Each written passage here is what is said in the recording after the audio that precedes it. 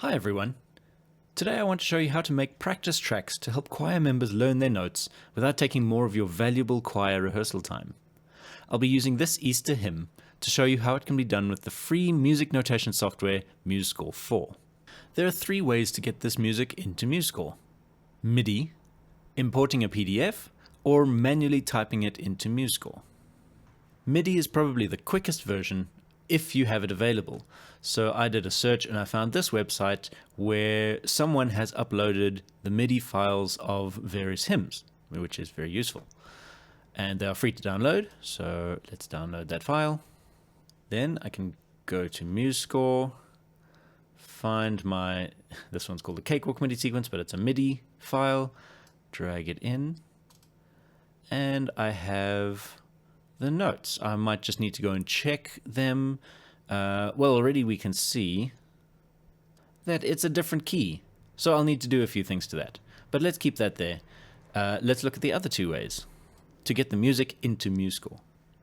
The next, hopefully easiest way, is to download the PDF. So we'll, on this particular website, this is the Church of Jesus Christ of Latter-day Saints website, I'll go to download and sheet music PDF. Remember, we do have possible tracks that we could use here, but what we want to really do today is be able to isolate or boost certain tracks so that the tenors can learn their part easier, not just hear everyone's parts all together. So I'll download the PDF, which for me opens up in a new window, new tab, and then download. Okay, so here I have the PDF file that I've downloaded. And again, I want to bring that into MuseScore. It does actually have this feature, so I'll go File, Import PDF, which opens up this website. Then I can select the PDF. This is a free experimental service, so you can't expect it to be perfect, but it does pretty well. I'll go and find my PDF. And I can type in here, but I've tried it earlier and it doesn't seem to really do anything. So I will just select that in case it's some kind of AI. Let's choose SATB and we will save. And it has already converted it. Wonderful. So we can just download that converted file. And that comes as then I download this MuseScore file with a whole bunch of numbers, but I could have given it a name. And clearly this is an older service. It's created a MuseScore 3.4.2 file, not a MuseScore 4 file, but that's okay. And all right, so when we compare this to the PDF, we're seeing that, let's open these next to each other. We've got the space. It is very interesting that we've now got sort of pedal markings and turns and all kinds of weird and wonderful markings. But it has preserved the slurs, which the MIDI file didn't, because MIDI files don't have that capability. So, yeah, we will still need to do some cleaning up, but, and obviously it's got the tempo completely wrong. There will definitely be some cleaning up that we need to do. But it's also quite quick, and we've got all the notes in the right key, and we know that it's the music that we were looking for. We just might need to do some cleaning up. And of course, the last way to do this is probably to keep them like this. Go to Home, New Score,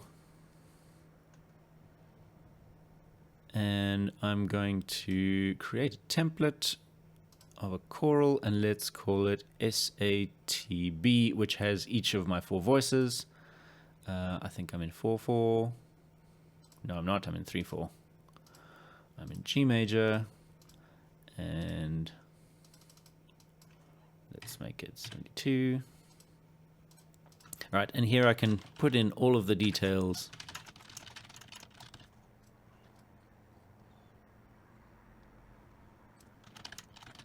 Not that this matters too much because we are just using this for the audio, but it helps to make it look nice and so that we know what we're doing.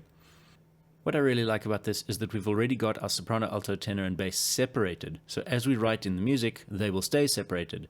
And this is important because it gives us control of the different volumes of each voice later on. So that's going to be crucial. And from here on, it's just a simple matter of writing in And I'm sure you would be able to find plenty of tutorial videos on showing you how to write in these notes if you need it.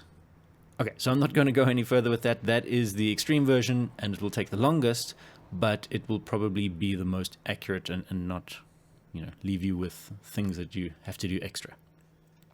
Okay, this is the version from the MIDI file. So there's definitely some things that we need to change about it, and it'll be things like transposing. So I can go Tools, Transpose, and I'm currently in A flat major. I want to go down to G major. Fairly quick and easy, not a big problem. It'll be things like this one is currently voice 2, it needs to be voice 1, and that gets rid of the rest. I need a slur in there. Those ones need to be voice 1 and 2. We'll see how we can deal with that later. This one needs to be voice 2 as well as this one, so that can be a dotted note. It's all these little things, right? That A can be first voice. And we can clear up. Already there, it's fairly good. I think this was a slur as well. That needed to be a C natural, which is equals. Just to be clear that it's not C sharp. Okay, so fairly quick to kind of neaten up the MIDI file. Although I'm not quite sure what they're doing in terms of sounds, but that we can fix later. This is the file that we got from importing the PDF, and I can just click on these pedal markings and delete them. Same with all these extra markings that we do not need.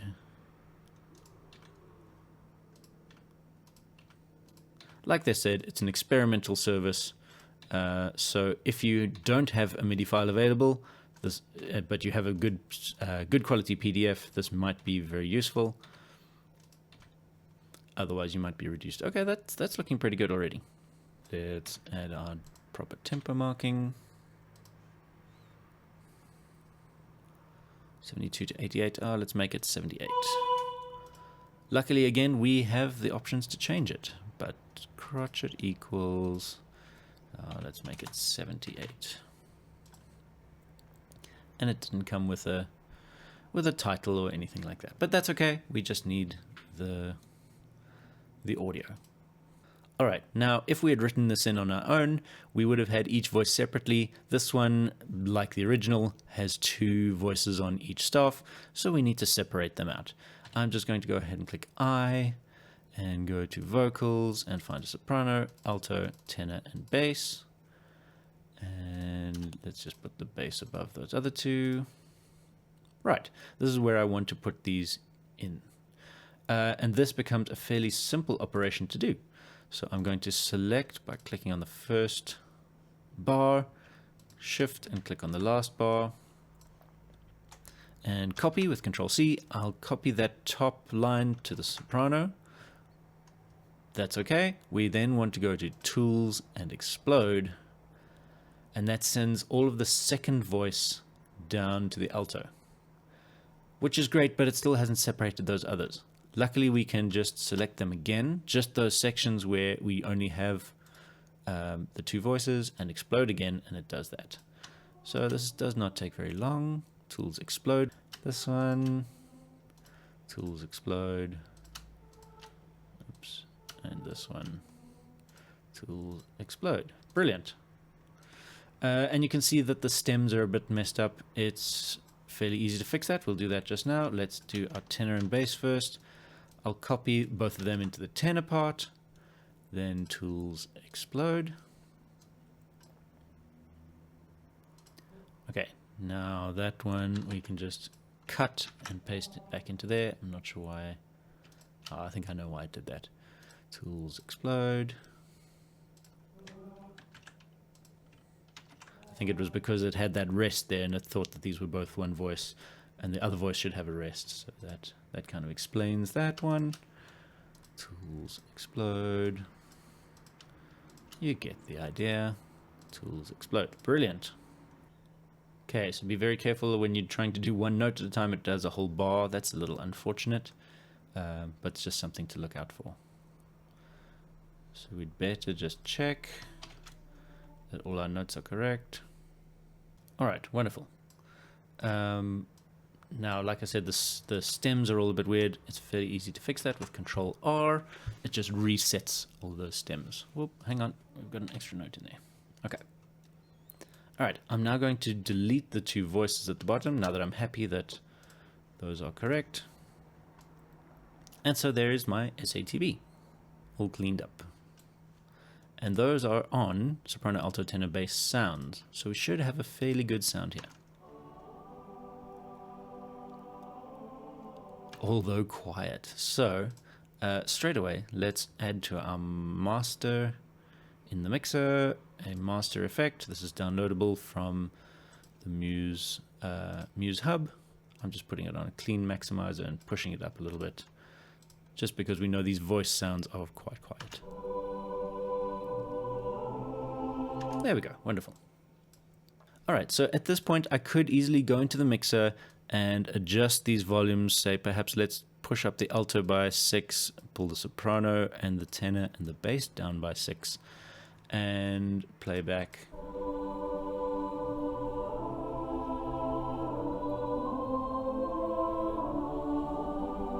And we have that alto just a little bit louder than the others that you can follow along with. I could equally mute the soprano, alto, and soprano, tenor, and bass, just to have the alto.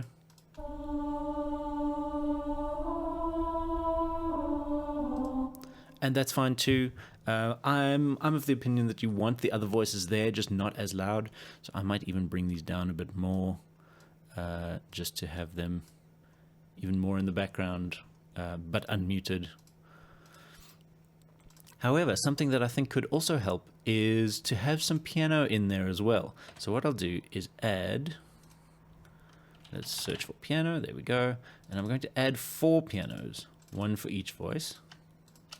So it seems like a bit of overkill, but it definitely works the best. And then we'll copy each voice into its own piano part. Again, because we want that separation between the voices.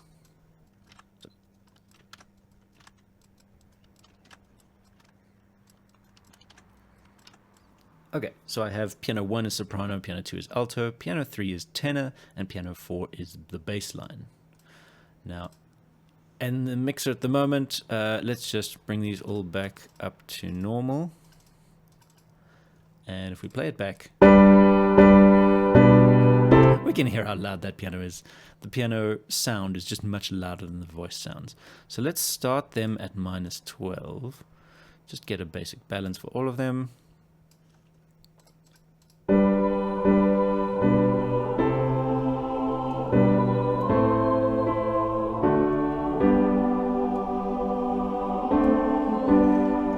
Even -14, it looks like, seems to be a better place to start.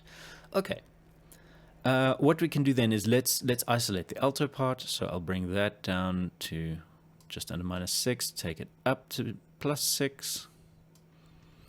The same with these. And I can do the same with the piano parts as well. Bring the piano up, say, to +6, and the others down to -18. It seems like 12 dB of separation works quite well. Let's hear that.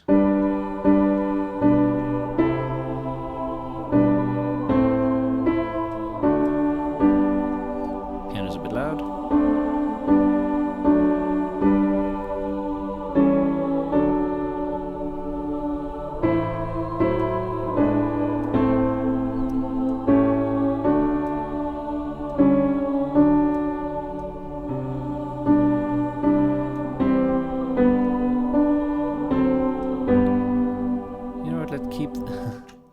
It takes a little bit of experimentation, but for me, I'm finding the piano is still too loud. I want to hear a bit more of the voice.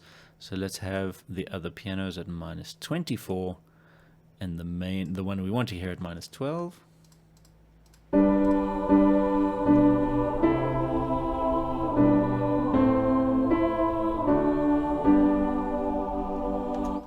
There we go. All right. So I've found myself a nice balance. You can, of course, add a metronome in there as well. It's currently muted.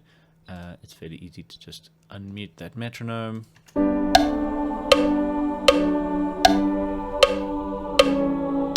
It's Not a pretty sound though.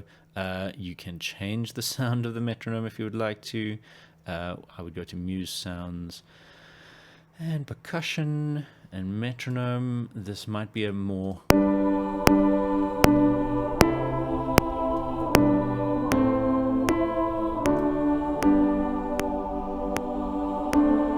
especially if you have any tricky timing things in your choir music, perhaps a metronome might be a good idea. In general, I'm going to leave the metronome out. This is a fairly simple hymn, so I don't need the metronome. There are no weird timing issues. Next step then is to export this. Well, probably save it first, hey? Let's file, save as. I'm going to save it onto my computer, and I'll call it that. That's just one that I practiced on earlier. And so now we need to export this as audio. We could send this file to our choir members. However, then they'd have to download MuseScore and only use it on the computer or on the MuseScore app. It's just probably easier if we can export this to audio. So I will go to File, Export. And not as a PDF, but as an MP3 so that it's a nice small audio file. I like to have a high bit rate, and we're keeping it on main score. Then I can export, and I know, let me just make a new folder.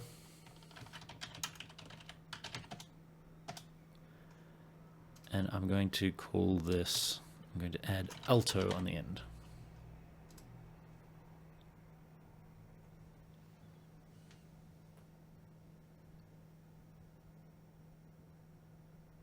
All right, that didn't take very long.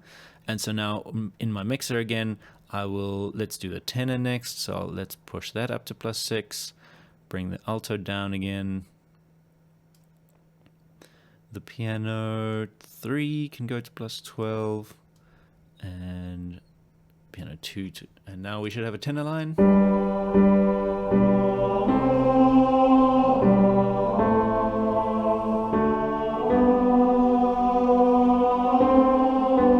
And so again, I would go File, Export, MP3, or all those are the same, Export, and just add tenor on the end, and so we go. However, there are some things you could do to go the extra mile and just make it even easier for your singers.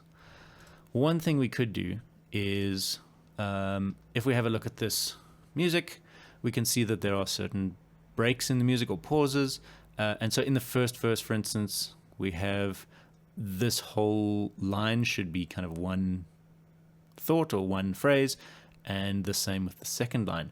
So I'm going to find that, I think it's here,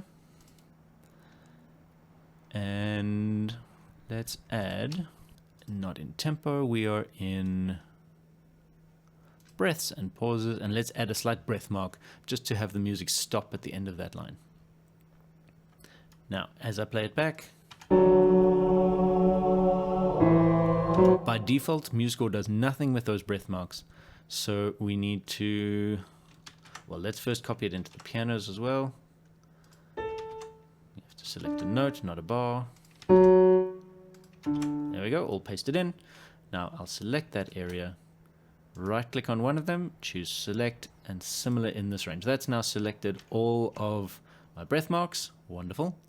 I can then go to Properties, Playback, and choose how long to pause on that breath. So they go up in increments of ½ a second. I think I want it even less than ½ a second. We can just edit that to 0.3 seconds. Let's try that.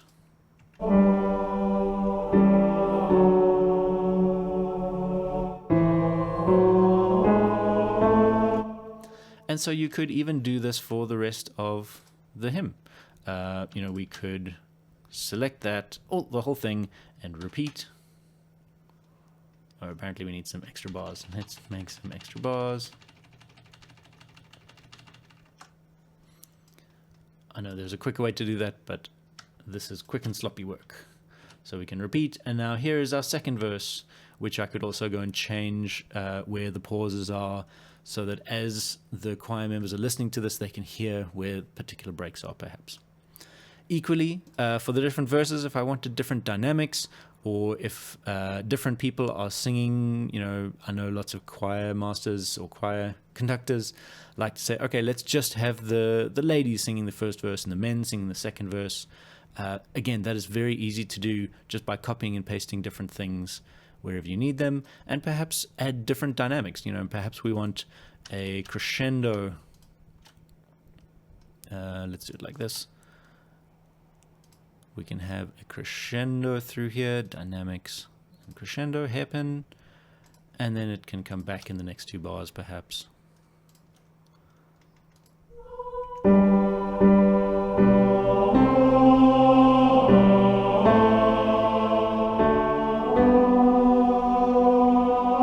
And MuseScore will do a version of those dynamics for you. So there are lots of ways that you can go the extra mile if you would like to. I hope that this video has helped anyone to make their choir practice tracks, and good luck with your choir. Bye for now.